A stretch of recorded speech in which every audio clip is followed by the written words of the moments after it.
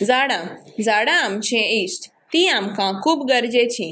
झाडां वेगवेगळ्या आकारांचे आनी प्रकाराचे आसता। ती आमकां देवाचें दान। झाडां आमकां ऑक्सिजन दितात। आमची भूक मारूंक फळां दितात। झाडांचेर फुलां पडोवन आमचें मन खुशाल जाता। तशेंच झाडां आमकां लांकडां, वखद आनी सावळी दितात, देखून आमी झाडां कापूंक फावना। झाडां वाडयल्यार आमचो वातावरण निवळ आनी पांचवें जाता। तर झाडां कडेन आमी आमचो मोग दाखोवंक जाय आनी आमी आमच्या भोंवतणी खूब झाडां लावंक जाय।